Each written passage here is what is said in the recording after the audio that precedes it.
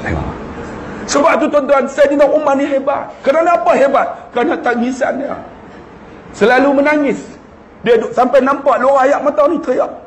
Kita ada tak tuan-tuan duduk orang teriak? Macam ada tak? Ada, tengok rumah Hindustan. Sebab tu abang, kita ni dah umur 40 lah. Apa kelebihan ibadat kita yang kita ada? Nak tanya. Kita ada 60 dah. Nabi pun umur 63 lah. Apa kelebihan yang kita ada? Kalau ada dalam hati aku sayang Nabi, ya, jadilah. Ataupun yang kedua, aku sentiasa menangis, ya Allah. Aku ibadat ni tak banyak, tapi aku sentiasa teriak, ya Allah. Jadilah sebagai bekal kita. Saidina Umar sentiasa menangis. Tuan-tuan, dijamin syurga. Di saat dia nak mati, tuan-tuan tengok. Ketika dia, tuan-tuan, sembahyang subuh, dia jadi imam. Pemimpin hebat, jadi imam ni sembahyang. Ketika sembahyang, tuan-tuan, tiba-tiba tengah sujud, datang Abu Lu'lu'ah Al-Majusi. Abu Lu'lu'ah ni sangat diraikan oleh orang Syiah. Kubur dia ada di Baghdad. Mereka buat satu monumen yang cukup hebat. Sedangkan dia membunuh Saidina Umar Al-Khattab. Ketika tengah sujud, Abu Lu'lu'ah datang tikam daripada belakang ni, tembus, tuan-tuan. Hebat Saidina Umar, kena tikam ni, dia tak rasa tengah semayang. Itu maksud dia hati dia dengan Allah. Tengah semayang tembus ni, boleh duk angkat duduk tahiyat ni. Hebat tak? Ketika darah tu ni keluar ni, terburai perut dia ni. Bila terburai, tuan-tuan, darah keluar, akhirnya jatuh. Bila jatuh, datang Sayyidina Ali, Abu Bakar. Sayyidina Umar kata, wahai Ali, kenapa dengan aku? Sayyidina Ali kata apa? Wahai Amir Mukminin, sebenarnya kamu telah ditikam. Siapa yang tikam aku? Abu Lu'lu'ah Al-Majusi.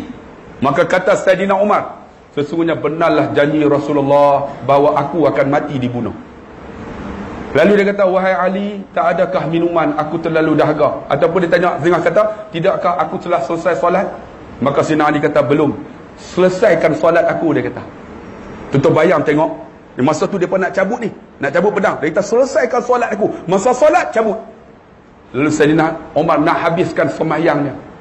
Dia pun nak cabut, tuan-tuan. Dia cabut, dia pun cabut, tak terasa. Cabut pedang di perut tu. Kita nyamuk ketit, garu sampai batai. Tu pun dia rasa ni, aku ni jamin syurga ni. Ya Allah.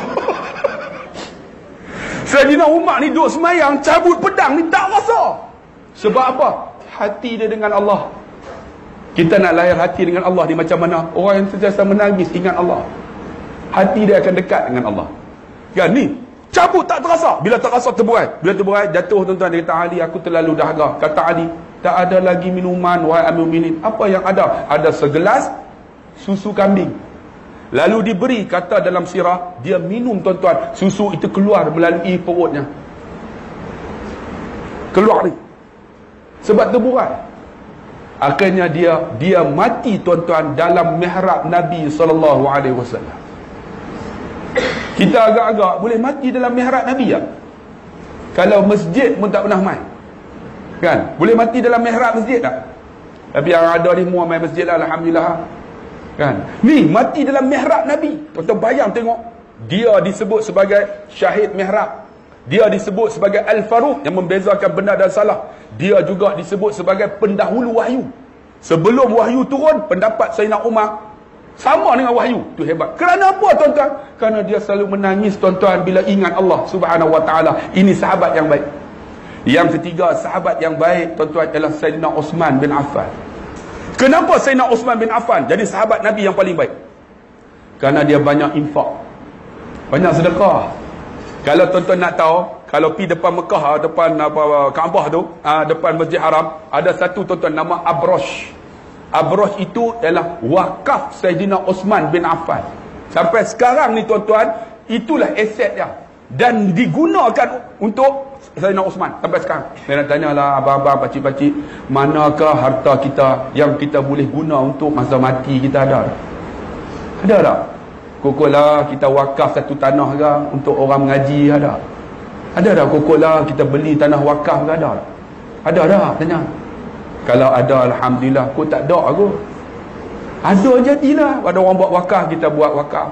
Ada orang nak apa? Contohnya ada orang mengaji apa? Mengaji Quran, hafal Quran. Kita boleh taja, tuan-tuan. Saya tahu orang duk merebut ni gaya-gaya semua.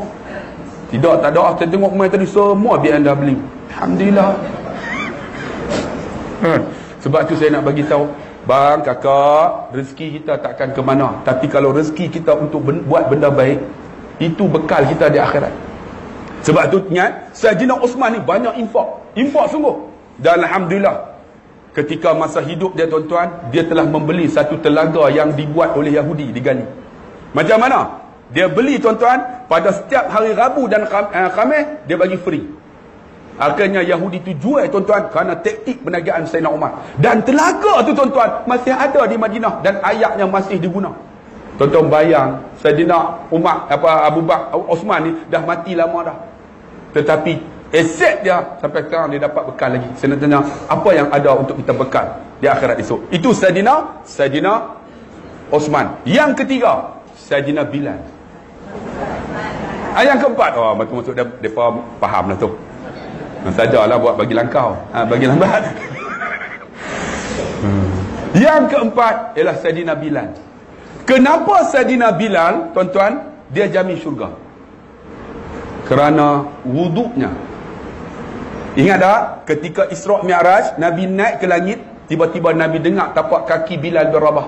Bila turun, Nabi kata, wahai Bilal, aku dengar tapak kaki kamu di syurga. Apa amalan kamu? Apa kata Bilal? Ya Rasulullah, aku tak ada apa amalan, tapi aku akan ambil wuduk. Wuduk aku daripada subuh akan tahan sampai maghrib. Dan aku ambil pula maghrib, akan tahan sampai subuh. Maka aku akan bersolat setiap kali ambil wuduk. Solat wuduk. Nabi kata, oleh kerana kamu menjaga wuduk, maka aku dengar tapak kaki kamu di syurga. Masya Allah. Kita wuduk, kita ada tak dalam ni? Siapa dalam ni yang masih ada lagi wuduk? Cuba angkat tangan, jangan malu. Angkat kau. Seorang, dua, tiga. Yang lain semua kentut dah. No? Sebab tu kalau boleh, kita ambil lah kurang-kurangnya. Ada wuduk pun jadilah. Sebab bila ada wuduk, syaitan tak akan ganggu kita. Hati kita ni tenang. Dan satu lagi saya cerita, tuan-tuan, walaupun orang hentam saya dalam YouTube, di antaranya ada seorang ustaz lah hentam saya. Dia kata, apa ambil wuduk tu sejam? Bukan sejam. Sebenarnya yang berlakunya macam ni. Satu hari, tuan-tuan, saya ada di satu tempat. Saya duduk mengaji lagi masa tu. Saya ambil wuduk. Tengah duk ambil wuduk, ada seorang syekh nama Azharuddin. Dia tak bohongnya. Tengah duk ambil wuduk tu, dia tepuk saya.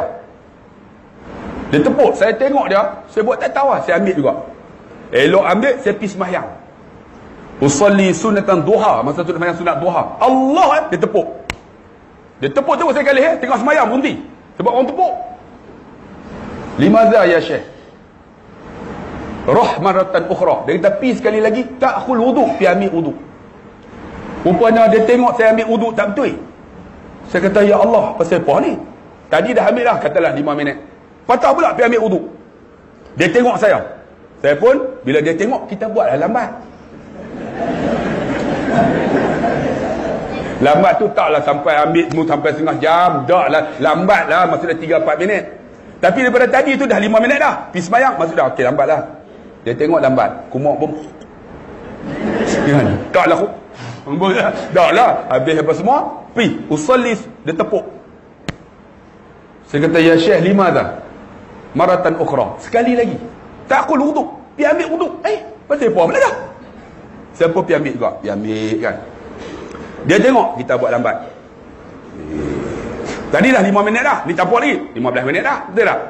Dekat 20 minit dah. Ambil. Pergi. Usul. Dia tepuk lagi. Maratan ukhra. Dia ni nak kena tumbuk dengan aku dah ni. Apa silap? Saya pun pergi. Pipi dia tak duduk di tepi saya. Dia duduk di belakang.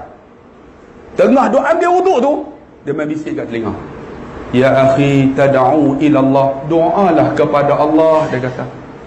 Allahumma a'tini kitabi yamini. Bagilah suratan amalan tangan kananku, ya Allah. Bila dia sebut tu, saya teriak. Teriak saya. Ni doa ni, bagilah suratan amalan tangan kananku, ya Allah. Tengah duk basuh tu, dia bisik. Teriak saya. Sebab faham. Tuan-tuan, dia doa Arab lah. Dia binatang apa doa ni? Ni faham. Ya Allah, bagilah suratan amalan tangan kananku, ya Allah. Sambil duk basuh tu teriak. Ayat mata bercampur dengan ayat wuduk. Basuh belah kiri pula. wa a'udzubika an tu'tiya kitabi shimali. Janganlah bagi surat amalan tangan kiriku ya Allah. Kalau kita doa macam ni agak-agak Allah nak bagilah doa, nak ampun, nak terimalah doa kita. Insya-Allah kono. Bayang satu hari tuan-tuan 5 waktu kita buat 5 kali wudu. Takkan Tuhan nak masukkan nak bagi suatu amalan tangan kiri kot, kan? Harap-harap sebab ni semua Allah punya. Ni bila doa belah kiri tu teriak tuan-tuan, bercampur dengan air mata. Dah habis basuh tu dia bisik doa, ya Allah, kegugurkanlah dosa-dosa mulutku ya Allah daripada apa yang aku cakap benda yang tak elok. Ambil duk basuh tu sambil teriak. Basuh muka, yang ni yang saya nak ambil benda yang wajib lah. Bila basuh muka, yang tu dia doa panjang. Allahumma bayyiz wajhi binurika yawma tabyaju wujuh awliyaika wala tusawwiz wajhi bizulumatika yawma tasyadu wujuh a'daika. Ya Allah, kau putihlah, Allah membayyi wajhi binurika. Allah, ya Allah, kau putihlah wajahku dengan nurmu seperti mana putih akan awliya-awliyamu. Ya Allah, jangan kau gelapkan muka aku dengan kegelapan seperti mana gelapnya muka akan musuh-musuhmu. Saya basuh muka tu air mata mengalir, teriak. Basuh muka. Tuan-tuan, basuh muka ada doa tak? Sambil duk kalih kat member. Okok dah, okok. Kita ada ceramah tak? Ada. Lepas ceramah ada makan tak? Oh, ada makan tak lepas ceramah? Ada, alhamdulillah. Ni sambil tu muka duk sembang, ni doa, ya Allah, kau putihkan mukaku dengan cahayamu seperti mana putihnya akan awliyamu. Jangan kau gelapkan mukaku seperti mana gelap akan muka musuh-musuhmu. Betul. Sambil basuh tu teriak. Kemudian basuh tangan, dia bagi doa jadilah. Kemudian basuh kepala. Basuh kepala, kita ambil benda yang penting ni. Bila basuh kepala, dia bisik kat telinga, Allahumma faqihni fid din wa 'allimni ta'wil waj'alni min ibadikas salihin. Ya Allah, bagilah aku faham agama ya Allah, bagi aku faham Quran, bagi aku jadi orang yang soleh ya Allah. Kita ada doa tak ni? Tak ada no.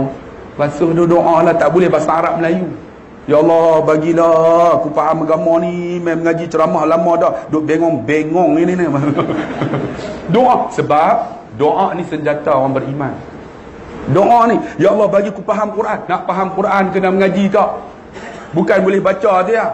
Kena mengaji, tengok tafsir, kena berguru. Jangan kata aku pandai dah mengaji Quran. Dah, pandai pun kena tengok makhraj yang keluar. Ni, kena tengok tok guru. Sebab mengaji Quran ni kena berguru. Kena sebut, guru kena tengok. Bila tengok berguru tu, tuan-tuan, nak faham, kita kena doa supaya Allah bagi kita faham Quran. Kemudian jadi orang yang soleh. Bila basuh tu teriak. Kemudian dah habis basuh telinga apa doa kan? Lepas tu kaki. Dia ambil benda yang penting, kaki. Dia bisik, Allahumma sabbit qadami ala siratikal mustaqim. Ya Allah, tetaplah tapak kakiku ni di atas titi sirat ya Allah. Basuh kaki tu, dia sebut, kita teriak.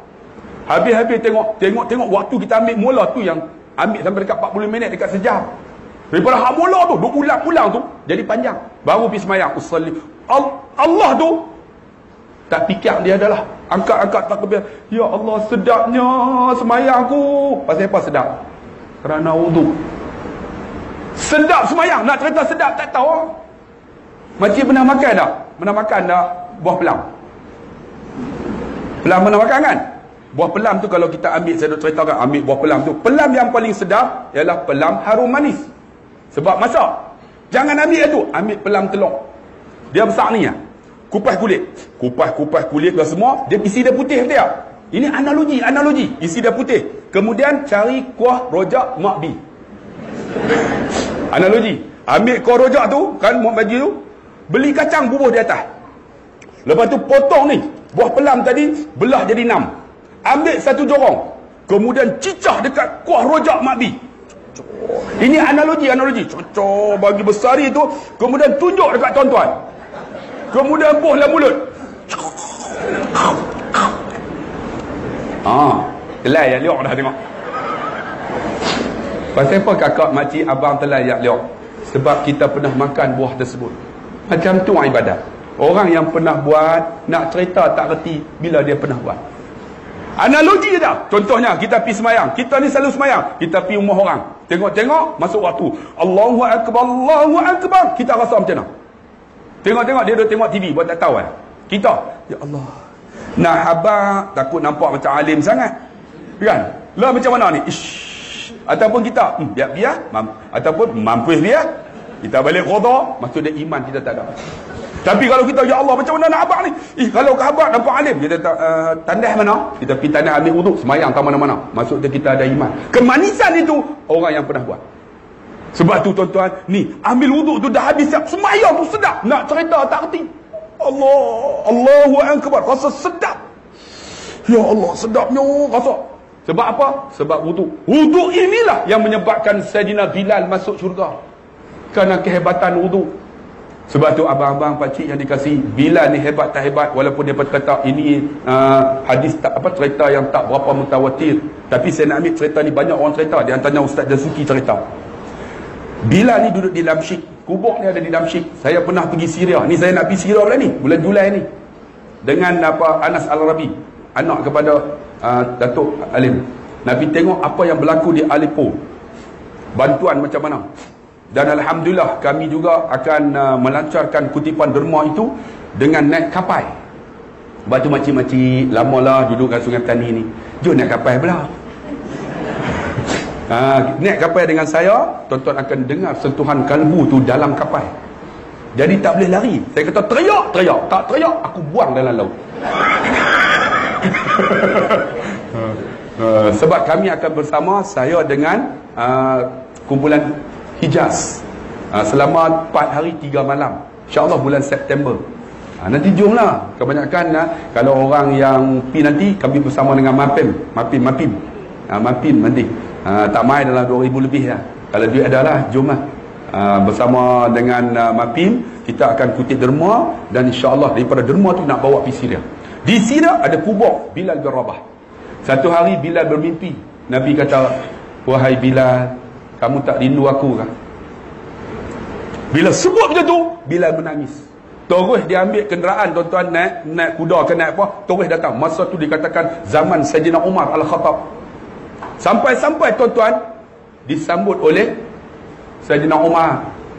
Sayyidina Umar ni tuan-tuan sambut Bilal. Bilal ni bukan Amir Mukminin. Sebab apa? Sebab Nabi dah sebut dah, dia jamin syurga kerana tapak kaki dia dengar oleh Nabi SAW. Bila sampai tu, dikatakan masa tu masuk waktu Zuhur. Bilal kata, apa Amir Mukminin Sayyidina Umar kata, wahai Bilal, sekarang dah masuk waktu Zuhur, silalah azan. Bilal kata apa? Aku bukan muazzin kamu wahai Amir Mukminin, aku muazzin Rasulullah, aku tak nak azan. Tak nak azan. Tiba-tiba datang 2 cucu Nabi, namanya Al-Hasan dan Al-Husin. Bukan Hasan Husin, Al-Hasan Al-Husin. Al-Hasan daripada pusat naik ke atas, muka macam muka Nabi, bentuk badan macam bentuk Nabi. Dan satu lagi tuan-tuan, muka macam muka Nabi, nama Husam bin Abbas. Kubur dia ada di Bukhara. Husam bin Abbas, muka dia lebih kurang macam muka Nabi. Hasan daripada pusat naik ke atas macam muka Nabi. Husin pula daripada pusat sampai ke bawah macam Nabi bila jalan. Lalu bila Hasan dipegang belah kanan, Husin belah kiri, Hasan tarik. Pakcik Bilal lama tak dengar, naiklah. Tiba-tiba dia tengok-tengok Hasan, muka macam muka Nabi. Dia kata, wahai Umar, kalau yang suruh ini bukan cucu Nabi, aku tak nak. Tapi yang suruh ni cucu Nabi, aku ingat macam Nabi suruh, sebab muka macam muka Nabi. Maka Bilal pun naiklah di tempat yang tinggi sikit lah, menara tu. Bilal pun azan, Allahu Akbar, Allahu Akbar. Penduduk Madinah tu lari semua, masuk dalam masjid tuan-tuan, menangis tuan-tuan. Sebab apa tuan-tuan? Makcik, kerana ingat suasana dengan Nabi. Sayyidina Umar paling menangis. Dia teriak. Bila terus Allahu Akbar, Allahu Akbar, semua teriak. Asyhadu an la ilaha illallah. Sayyidina Bilal azan bukan sedap sangat, suara dia biasa aja, tapi azan dia bergegar arasy Allah Subhanahu wa taala. Allahu Akbar, asyhadu an la ilaha illallah. Penduduk Madinah masuk semua teriak. Teringat memori bersama Nabi. Tiba-tiba Bilal sebut asyhadu anna Muhammad. Bilal tak boleh sebut. Tiba-tiba Bilal menangis. Jatuh pingsan. Sayyidina Umar naik, Bilal habiskan. Bilal jaga. Dia kata, macam mana nak habiskan, aku nak sebut Muhammad. Ketika aku nak sebut Muhammad, aku nampak Sayyidina Rasulullah keluar daripada rumahnya, masuk ke dalam masjid, menanti aku untuk sembahyang bersama-sama. Aku rindu kepada Rasulullah. Menangis Sayyidina Umar.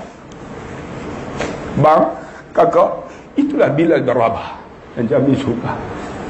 Kita, Allah, rindu Nabi pun tak ada. Macam mana nak jamin syurga Allah? Sebab tu hari ni tuan-tuan, yang saya cerita ni untuk lahir sahabat-sahabat macam ni. Kawan-kawannya ada yang cinta rindu Rasulullah pun dah biar. Ada yang selalu menangis pun jadilah. Ada yang ketiga seperti mana Sayyidina Osman yang selalu infak pun jadilah. Yang keempat seperti mana Bilal yang selalu apa? Yang selalu ambil wudu, tuan-tuan.